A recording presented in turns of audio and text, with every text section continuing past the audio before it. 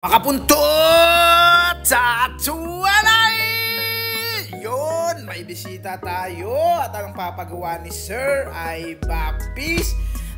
Matagal-tagal to pero tingin ko kakayanin ng ating kliyente.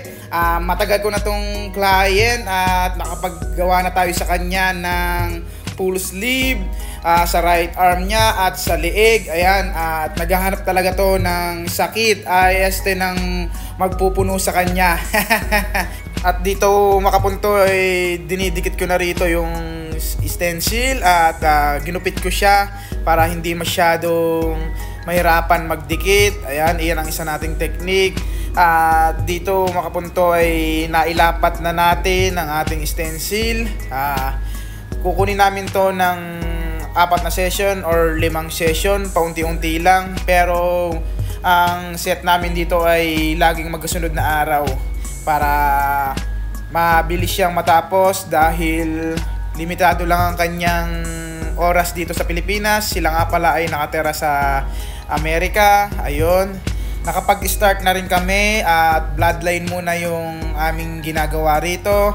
Pagkatapos doon ay kukulayan namin yung mga part na kakayanin ng oras namin ngayong araw.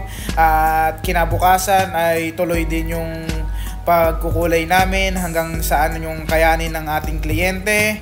Sa mga oras na to, kung makapunto ay malaki na yung nagagawa namin. At lakas talaga ng aking tinatatuan.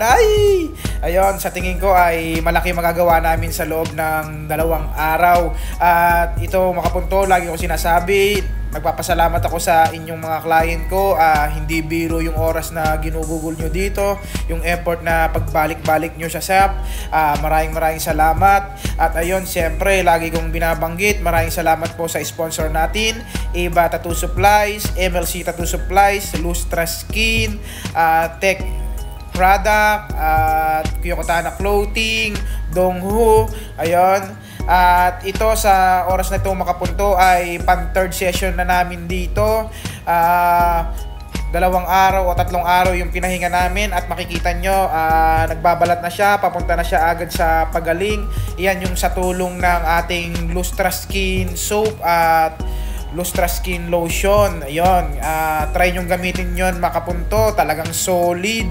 Yon, halos gumamit tayo ng puro shader dyan at limited lang yung liner. Ayan, dito sa mga details, liner ang ginamit natin, pero more on shader ang tumapos dito. 23 cm, 17 cm ng Iba Tattoo Supplies. Ayun, at eto na, malapit na tayong matapos dito. At lagyan na natin ng back tin na para siyang paint spray. Ang lupit niyan, tulong niyan. Eto yung final video.